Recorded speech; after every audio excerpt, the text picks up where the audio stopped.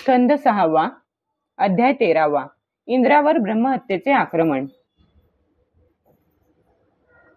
श्री शुकाचार्य म्हणतात, दानशूर परीक्षिता, रुद्रासुराच्या मृत्यूमुळे इंद्राशिवाय तिन्ही लोक आणि लोकपाल त्याच क्षणी निर्भय होऊन अत्यंत प्रसन्न झाले। नंतर देव, ऋषी, पितर, भूत, दैत्य आणि देवांचे अनुयायी आपापल्या लोकी निघून गेले।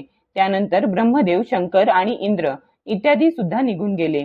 राजाने विचारले, मुनिवर्य, इंद्राच्या विषण्णतेचे कारण मी ऐकू इच्छितो। रुद्रासुराचा वध झाल्याने सर्व देव सुखी झाले, मग इंद्राला दुःख होण्याचे कारण काय?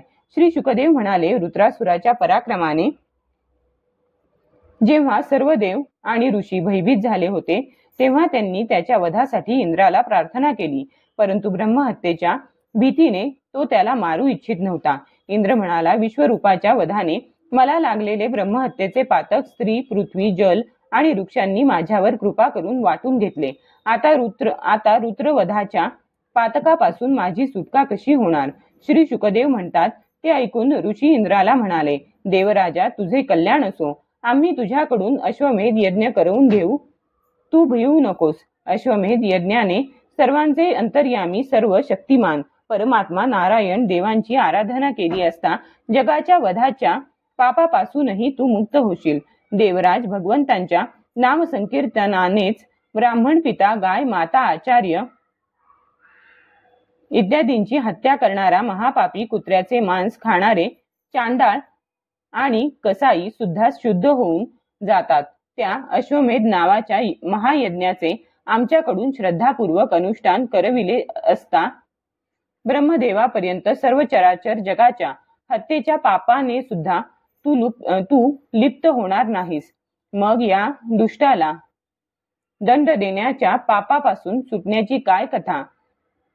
श्री शुकदेव म्हणतात, ब्राह्मणांनी असे सांगितल्यामुळे इंद्राने रुद्रासुराचा वध केला। आता तो मारला गेल्यानंतर ब्रह्महत्या इंद्राकडे गेली, त्यामुळे इंद्राला त्रास सहन करावा लागला। त्याला एक क्षणभरही चैन पडेनासे झाले। जेव्हा मर्यादाशील सज्जनाला कलंक लागतो, तेव्हा त्याचे गुण सुद्धा त्याला सुखी करू शकत नाहीत। हेच खरे। इंद्राने पाहिले की ब्रह्महत्या प्रत्यक्ष चांडाळणीप्रमाणे त्याच्या मागे लागली आहे। वृद्धापकाळामुळे तिचे अंग कापू लागले आहे, क्षयरोगाने तिला ग्रासले आहे आणि तिची वस्त्रे रक्ताने माखली आहेत। पांढरे केस विस्कटीत थांब थांब असे ओरडत ती येऊ लागली आहे। तिच्या श्वासातून माशांचा दुर्गंध येत असल्यामुळे तो मार्गही दुर्गंधाने भरला आहे। राजन, तिच्या भीतीने इंद्र सर्व दिशांतून आणि आकाशातून फिरू लागला। शेवटी त्याने ईशान्य दिशेला असलेल्या मानस सरोवरात तातडीने प्रवेश केला। मानस सरोवरातील कमळाच्या तंतूमध्ये लपून 1000 वर्षे राहून तो विचार करू लागला की ब्रह्महत्येपासून आपली सुटका कशी होईल। तो अग्नीच्या मुखातून भोजन करीत असल्यामुळे व आता पाण्यात राहत असल्यामुळे त्याला काही खायलाही मिळत नव्हते, कारण अग्नीला पाण्यात जाता येत नव्हते। तोपर्यंत राजा नहुष विद्या, तपश्चर्या आणि योगबळाच्या प्रभावाने स्वर्गाचे राज्य करीत राहिला, परंतु संपत्ती आणि ऐश्वर्याच्या मदाने जेव्हा त्याला इंद्रपत्नी शचीशी अनाचार करण्याची इच्छा झाली, तेव्हा शचीने त्याच्याकडून ऋषींचा अपमान करविला आणि त्यांच्या शापाने त्याला साप केले।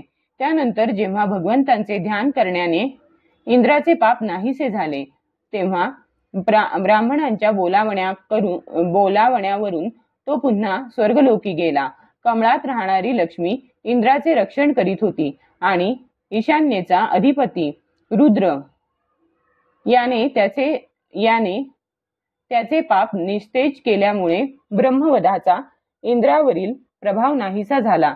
परीक्षिता, इंद्र स्वर्गात आल्यानंतर ब्रह्मर्षींनी तेथे येऊन भगवंतांच्या आराधनेसाठी इंद्राला अश्वमेध यज्ञाची दीक्षा दिली।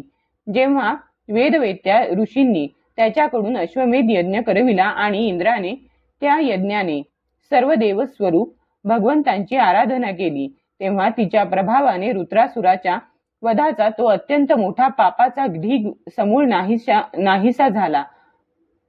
जसे सूर्योदयामुळे धुके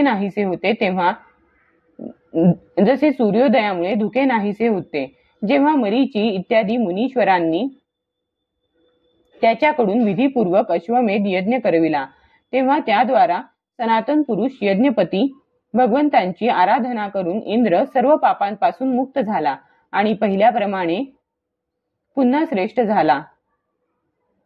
परीक्षिता, या श्रेष्ठ आख्यानात इंद्राचा विजय, त्याची पापापासून मुक्तता आणि भगवंतांचा प्रिय भक्त रुद्रासूर यांचे वर्णन आले आहे. यामध्ये भगवंतांच्या गुणांचे संकीर्तन आहे. ते सर्व पापांना धुवून टाकणारे आणि भक्तिभाव वाढविणारे आहे. बुद्धिमान पुरुषांनी हे इंद्रासंबंधीचे आख्यान नेहमी वाचावे आणि विशेषतः पर्वकाळी तर हे अवश्य ऐकावे. हे धन आणि यश वाढविते, सर्व पापांपासून मुक्त करते, शत्रूवर विजय मिळवून देते, तसेच आयुष्य आणि मंगल यांची अभिवृद्धी करते. अध्याय 13 समाप्त.